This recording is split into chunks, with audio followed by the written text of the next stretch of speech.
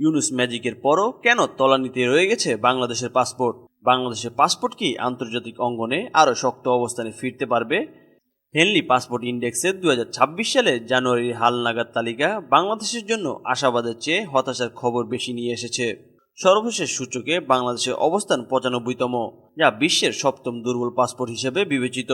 মঙ্গলবার ১৩ জানুয়ারি প্রকাশিত Henley and পার্টনার্সের প্রতিবেদনে বলা হয়েছে, বর্তমানে বাংলাদেশি পাসপোর্টধারীরা মাত্র ৩৭টি দেশে ভিসা ছাড়াই ভ্রমণের সুযোগ পান। এর আগে ২০২৫ সালের জানুয়ারির সংস্করণে ১০৬টি দেশের মধ্যে বাংলাদেশ ১০০তম স্থানে ছিল। এই সূচক তৈরি করা হয় ভিসা মুক্ত ও ভিসা অন অ্যারাইভেল সুবিধার ভিত্তিতে। এতে ২২৭টি গন্তব্য বিশ্লেষণ করা হয়েছে।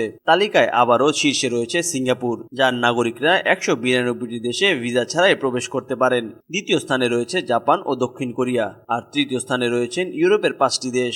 তালিকার একেবারে নিচে রয়েছে আফগানিস্তান, সিরিয়া ও ইরাকের মতো সংঘাতপীড়িত দেশগুলো।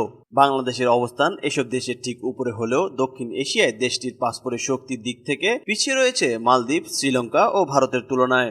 বিশেষজ্ঞদের মতে পাসপোর্টের শক্তি কেবল আন্তর্জাতিক ভাবমূর্তি নয়, বরং কূটনৈতিক সম্পর্ক, ভিসা নীতি, অভিবাসন ব্যবস্থাপনা ও নিরাপত্তা বিশ্বাসযোগ্যতার উপর নির্ভর করে। আন্তর্জাতিক অঙ্গনে নোবেলজয়ী ডক্টর মোহাম্মদ ইউনুসের বৈশ্বিক গ্রহণযোগ্যতা ও ইতিবাচক ভাবমূর্তির প্রভাব পড়বে এমন প্রত্যাশা থাকলেও বাস্তবে বাংলাদেশের পাসপোর্টের অবস্থান রয়ে গেছে বিশ্বের দুর্বলতম দেশগুলোর কাতারে। ফলে ইউনুস ম্যাজিক আন্তর্জাতিক আলোচনায় ইতিবাচক বার্তা দিলেও বাস্তব কূটনৈতিক অর্জন ছাড়া পাসপোর্টের অবস্থানে বড় পরিবর্তন সম্ভব নয়।